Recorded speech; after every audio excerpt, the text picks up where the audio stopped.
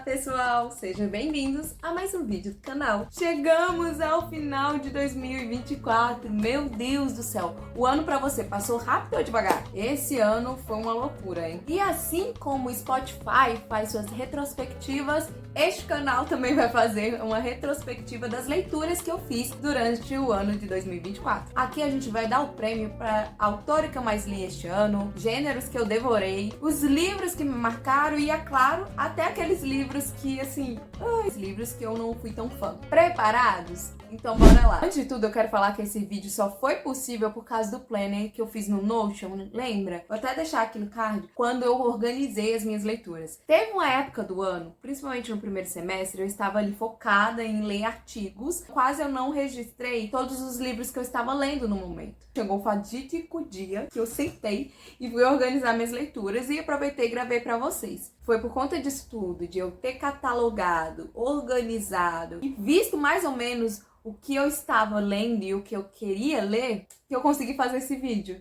Aí eu lembrei das leituras que eu fiz e algumas que eu queria esquecer, mas assim... E se você também quiser chegar no ano de 2025 e ter essa organização nas leituras, eu vou deixar aqui abaixo o link para esse planner de organização no Notion. Agora vamos começar a falar sobre as leituras que eu fiz no ano de 2024. Bom, o Oscar de melhor autora vai. Quem já assistiu outros vídeos aqui no canal já sabe mais ou menos quem é. Quem é? Virginia Woolf. Ah, a Mônica e a Clarice. A Clarice entra aqui também, mas a gente precisava escolher uma. E aí eu lembrei que este livro, especificamente, Mr. Dalloway, eu li lá no começo do ano, eu acho que eu li em janeiro pra fevereiro, por aí. Foi um livro que me emocionou muito. E sabe aquele livro que marca, que chegou agora, na virada já do ano, eu ainda estou lembrando? Pois bem, não tinha como ser diferente, eu precisei dar esse prêmio pra essa querida. Todo teu, Virginia Woolf. Cara, essa mulher me fez rir, filosofar, chorar, filosofar no banho, sabe? Pensar na minha vida.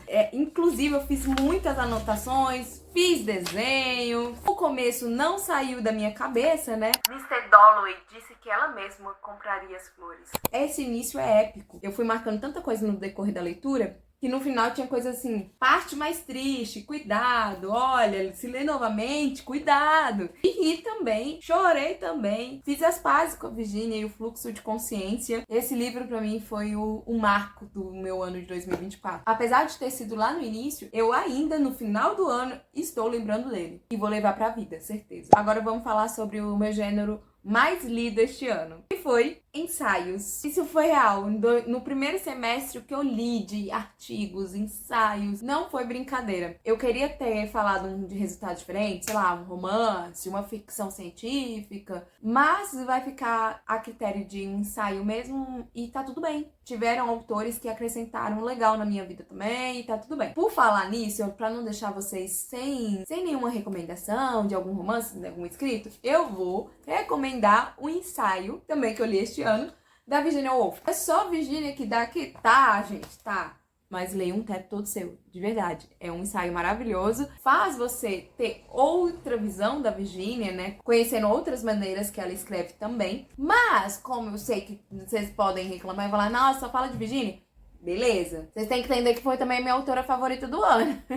Mas pra não deixar vocês na mão, eu vou recomendar A Crise da Narração, de Byung-Chul Han também. Vá por mim. É um dos livros que me marcaram questão de filosofia, pensamentos, principalmente reflexões sobre a nossa contemporaneidade, que é muito interessante porque o autor é contemporâneo, então está discutindo relações que estão acontecendo aqui no nosso campo atual, principalmente a narração. O que diz respeito a storytelling, uma narrativa mais curta, né? Para uma narração mais longa. Será que a gente tá perdendo a nossa maneira de contar a história? E é basicamente isso que ele vai discutir nesse livro. Então, Byung-Chul Han, A Crise na Narração, fica aí sendo a representação do gênero mais lido este ano. Agora vamos para o livro que eu mais demorei a ler. Meu Deus, eu lembro o quanto eu passei com isso, assim. As noites em claro, me perguntando se valeria a pena chegar até o final. Ou seja, esse daqui merece o troféu de resistência.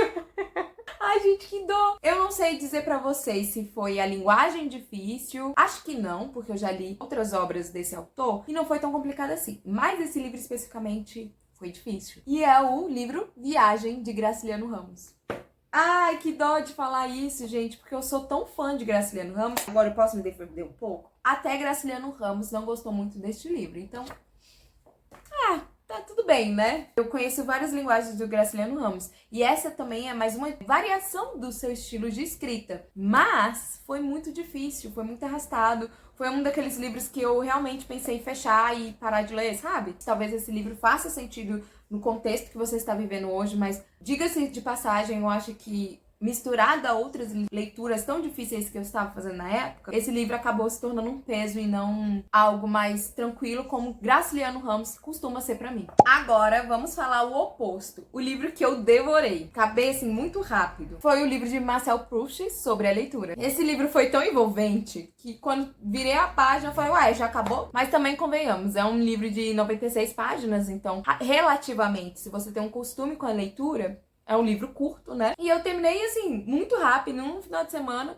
Sentei, o livro acabou. Mas eu gostei muito dessa leitura, principalmente porque é dividida em duas partes. A primeira parte a gente tem Proust contando sobre foi o processo dele, nesse processo de ler, enfim, de escrita. E aí a segunda parte vem o que a gente gosta, que é a fofoca, né? Por isso que me prendeu. A governanta dele vai trazer e falar um pouco mais sobre a vida do Proust, porque com a morte do escritor, muito surgiu algumas mentiras sobre a vida dele. Aí, como ela era confidente, amiga e governanta, ela resolveu vir a pública e também falar a sua versão sobre Proust. Então eu recomendo esse livro também para quem quer começar a ler Proust, porque como a primeira parte é ele escrevendo, a gente tem uma noção, basicamente, de como é a escrita dele. Então, se antes de você quiser adentrar a escrita dele, e a gente sabe que é um pouquinho mais difícil, lê esse ensaio, lê esse texto. Eu acho que vai ser uma melhor maneira para você começar a se aventurar na escrita de Proust. Agora, o livro que eu dei nota 10. Gente, essa retrospectiva acabou comigo. Porque como é que eu olhava para os meus livros, aqueles que mexeram comigo de uma determinada maneira, e falavam para eles, eu vou escolher apenas um para ser o top 10. Eu escolhi Mário de Andrade e a Semana de Arte Moderna, e mais especificamente Amar, Verbo Intransitivo. Este é um livro completo que mescla tanto a vida de Mário de Andrade quanto a Semana de Arte Moderna. Então precisei lê-lo, também porque eu precisava falar sobre a Semana de Arte Moderna. E esse livro foi completo, assim. Aqui você encontra algumas obras apresentadas na Semana de Arte Moderna, e conta também sobre a história dele, conta como foi esse processo até chegar à Semana de 22. Também incluído nisso tudo, a gente tem o conto Amar, Verbo Intransitivo. E esse conto especificamente, se você puder só lê-lo, eu recomendo que vá fundo. Faz a gente refletir, faz a gente rir. Eu vou até deixar um trecho aqui pra vocês, pra ver se encorajam a ir lá ler. A felicidade é tão oposta à vida, que estando nela, a gente esquece que vive. Depois, quando acaba, dure pouco, dure muito, fica apenas aquela impressão de segundo. A dificuldade sempre parece maior do que é. A gente chega ao fim, ora se chega. E esse livro me trouxe algumas reflexões. Eu fiz essas reflexões também em alguns vídeos curtos que eu postei nas minhas redes sociais, mas no final me marcou muito. Inclusive, eu até deixei aqui, quando eu fui no Museu Dinâmico, eu levei esse livro para fazer essa reflexão junto ali com o pessoal. E foi incrível, incrível. Eu não poderia deixar esse livro de fora neste ano. Então, minha nota aqui é 10. Mas há outros livros também que eu li, foi nota 10, tá? Mas eu escolhi especificamente esse pra você ir lá ler e sanar sua curiosidade de Mário de Andrade, talvez. Eu fiz um top 3 do ano, sabe? Eu queria escolher mais outros livros que eu daria 10. Então, como eu não tive como escolher apenas um, eu quis escolher os top 3. Que aí são livros diferentes daquele top 10, entendeu? Confuso, mas pelo menos é mais indicação de livro pra você. Vamos começar de baixo pra cima do pódio. Em terceiro lugar, o livro do meu top 3 está Uma Anedota Infame, de Dostoiévski. Gente, esse livro eu coloquei aqui porque eu não conhecia este livro do Dostoiévski, não é tão comentado, né? E eu lembro de eu ter ido à livraria e ter olhado e falado, nossa, mas eu nunca ouvi falar desse livro.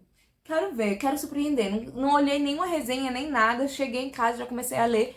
E quando eu li, eu tirei umas boas gargalhadas. Porque eu falei, Dostoiévski, por que você faz isso com a gente? Ele tem uma escrita fantástica, pra quem nunca leu. Também é interessante começar com esses mais curtinhos dele. E esses daqui, especificamente, a gente acompanha a história de um cara que tem um ego, assim, lá em cima. Só que ele quer dar um de humilde, ajudar as pessoas, e no final, a gente fala, querido, você tá passando vergonha?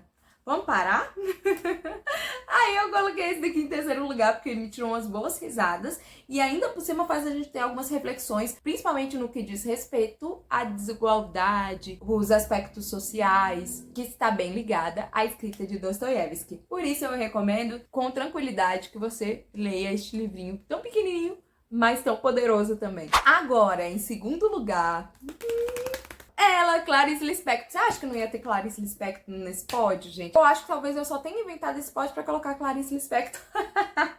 Entre os livros que eu li dela e reli este ano, Água Viva ficou no meu coração. Clarice, por que você faz isso comigo, mulher? Esse livro especificamente, eu me vi muito na personagem. Muito, muito, muito, muito. Eu não sabia se ela tava falando dela ou tava falando de mim. Até porque ela também deixou a personagem aqui sem nome. Então... dá pra gente se colocar no lugar da personagem e muitas das vezes dá pra gente colocar a própria Clarice também no lugar da personagem. O enredo desse livro, se eu contar, fica muito solto. Por isso que é uma experiência esse livro no geral. É pra você sentir. E eu acho que foi exatamente por isso que me marcou tanto e está aqui na nossa retrospectiva, porque foi um livro que eu senti completamente. Todas as emoções...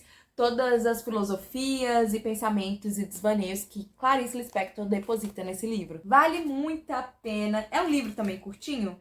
Se eu não me engano, são apenas 93 páginas. Rapidinho você termina com esse livro, mas eu aconselho não terminar rapidamente. Eu aconselho você ir mastigando, digerindo as palavras que Clarice Lispector vai te trazendo. É filosófico e também é terapêutico. Essa mulher foi responsável também por a minha saúde mental em 2024. Essa mulher foi incrível. Juro que se não fosse a companhia da Clarice Lispector esse ano, não seria o mesmo. O primeiro lugar vai... não podia ficar de fora. Como é que deixa de fora Fernando Pessoa com o livro Desassossego? Olha tantas marcações que eu fiz. Esse livro aqui é impressionante. Eu não sei o que ele tem. É qualquer página, assim, ó. Eu abro em qualquer página. Ó, vamos ver o que ele falou pra gente. Para realizar um sonho, é preciso esquecê-lo, distrair dele a atenção. Por isso, realizar é não realizar. A vida é cheia de paradoxos, como as rosas de espinhos. Isso eu abri em qualquer página, tá? É em qualquer página. Mas você imagina desse jeito que Fernando escreve, do começo ao fim. É um livro grande? É. Mas eu acho que é aquela conversa quando você precisa de um abraço de um amigo. Fernando Pessoa fez isso. Quando eu terminei, eu falei, e agora? O que eu faço? Vou começar a reler. E ainda fiz esse desenho do final, de uma imagem tão marcante para Bernardo Soares. E é exatamente ele que está escrevendo este livro. Bernardo Soares, para quem não sabe, é o semi-heterônimo de Fernando Pessoa. Semi-heterônimo porque ele é o que mais se assemelha ali ao Fernando Pessoa de verdade, né? E ele é escrito exatamente em pedaços mais curtos, né? Os capítulos são mais curtos. E aí parece que você tá entrando em uma rede social de alguém acompanhando a vida dele. E, ao mesmo tempo, ele pensa sobre a vida. Por isso que ele é tão diferente de tudo que você já viu, de você já leu. E ficou em primeiro lugar de todos os livros que eu li este ano. Olha, eu vou contar pra vocês que 2024 foi um ano intenso e a leitura foi meu refúgio nesse processo. Eu queria falar sobre todos os livros que eu li, mas esse vídeo teria aí pelo menos umas 3 horas. E isso com edição, tá? Por isso que eu selecionei e fiz essas categorias pra gente só ter uma noção de como foi esse meu ano e quem me acompanhou até aqui. Porque esses livros não só expandiam meu pensamento e me deram momentos de paz e introspecção também. E aí você viu isso tudo, você falou, nossa, Mônica, eu não cheguei a ler tantos livros. O que eu faço? Só começa. Um livro por vez, sem pressa. Abandone um se você não gostar, ou insista em outro. Eu só tenho a dizer que a leitura transforma. E eu sou a prova viva disso. Esse canal é a prova viva disso. Por isso eu tenho a agradecer tantos livros, tanta sua companhia neste ano. O canal segue firme e forte. E em 2025 estaremos por aqui também. E eu espero a sua companhia para o próximo ano. Que eu, só desejo coisas boas. E me conta, como foi a sua retrospectiva de leitura? Fez muitas? Poucas? As que fez, gostou? Qual livro você recomenda para que eu possa levar para 2025? Deixa aqui nos comentários. Não esqueça de deixar seu like, se inscrever no canal, ativar os sininhos da notificação e eu vejo você numa próxima. Beijo! Agora é preparar as minhas metas de leitura para 2025, né? Ai, estou ansiosa pro próximo ano. Sempre fico, né?